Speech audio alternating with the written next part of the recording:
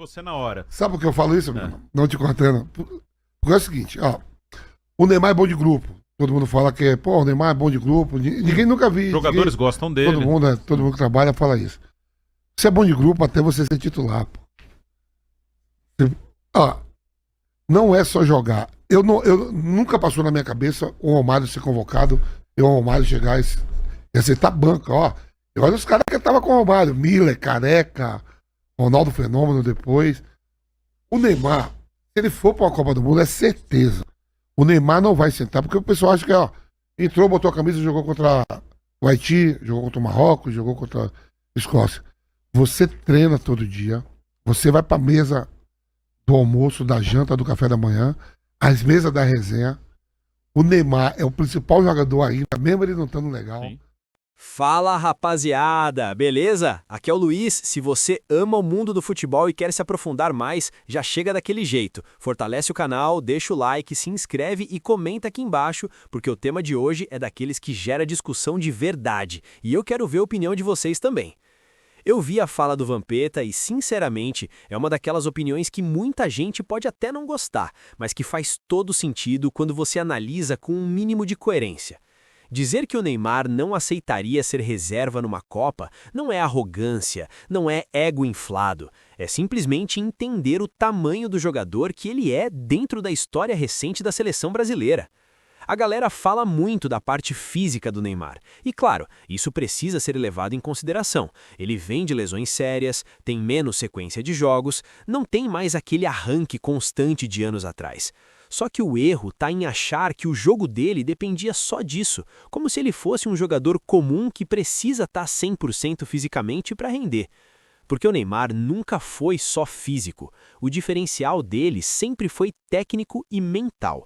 É a leitura de jogo, é o improviso, é a capacidade de decidir em espaços curtos, de criar uma jogada onde aparentemente não existe nada. E isso ele continua tendo, mesmo sem estar no auge. Quando você olha para a seleção brasileira atual, você percebe um padrão muito claro. São jogadores fortes, rápidos, disciplinados taticamente, mas falta aquele cara que pensa diferente, que quebra o padrão, que tira um lance inesperado quando o jogo está travado. E é aí que entra o Neymar. Mesmo com limitações físicas, ele ainda enxerga o jogo um passo à frente dos outros. Ele ainda tem aquele toque diferente, aquela pausa, aquele passe que desmonta uma defesa inteira. Isso não se perde com lesão, isso é talento. Tem jogador hoje na seleção que entrega a intensidade o jogo inteiro, corre, marca, se esforça, mas quando o time precisa de alguém para decidir, para assumir responsabilidade de verdade, simplesmente não aparece, e isso é um problema sério em nível de Copa do Mundo. O Neymar, ao contrário, sempre foi esse cara. Em jogo grande, com pressão, com marcação forte, com cobrança absurda, ele nunca se escondeu. Pode ter errado, pode ter sido criticado, mas sempre esteve lá tentando resolver. E é por isso que a fala do Vampeta é tão cirúrgica. Colocar o Neymar como reserva não é só uma escolha técnica questionável, é praticamente abrir mão do único jogador brasileiro que ainda tem capacidade real de decidir partidas no mais alto nível. E eu vou ser ainda mais direto. Mesmo sem estar 100% fisicamente, o Neymar ainda joga mais bola do que muitos desses nomes que hoje são tratados como titulares absolutos. E isso incomoda muita gente, porque quebra essa narrativa de renovação que tentam forçar a qualquer custo. E quando a gente entra na comparação direta com os jogadores atuais da seleção, a diferença fica ainda mais evidente. Não estou dizendo que falta qualidade completamente, mas está muito claro que falta protagonismo de verdade, daquele tipo que aparece quando o jogo aperta e a responsabilidade pesa. Você pega nomes que hoje são titulares ou frequentemente convocados e percebe que muitos deles vivem de momentos, de lampejos. Jogam bem em uma partida, somem em 3, fazem um bom lance, mas não sustentam uma atuação dominante durante os 90 minutos. O Neymar, mesmo em uma fase mais irregular por conta das lesões, ainda consegue ser mais influente dentro de campo. Ele participa do jogo, pede a bola, tenta organizar, cria faltas perigosas, chama a marcação e abre espaço para os outros. Isso é impacto real. E tem outro ponto que pouca gente fala: o respeito que o Neymar impõe ao adversário. Quando ele está em campo, a defesa rival muda completamente o comportamento. Sempre tem dobra de marcação, sempre tem atenção redobrada. Isso por si só já muda a dinâmica do jogo. Agora, compara isso com outros jogadores da atualidade.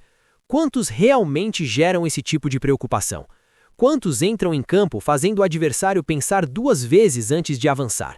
São poucos, e isso é um fato. E aí vem aquela discussão de mas o futebol hoje é coletivo. Claro que é. Só que toda seleção campeã tem um cara diferente, um cara que resolve. O coletivo organiza, mas o talento individual decide. E o Brasil hoje depende disso mais do que nunca. O problema é que parece que existe uma tentativa de diminuir o Neymar para justificar espaço para outros jogadores que ainda não provaram metade do que ele já entregou. É como se a régua tivesse sido abaixada. E isso fica ainda mais evidente quando você vê partidas recentes da seleção, onde o time roda a bola, tenta, insiste, mas falta aquele momento de genialidade. Falta alguém que assuma e resolva sem depender de um sistema perfeito.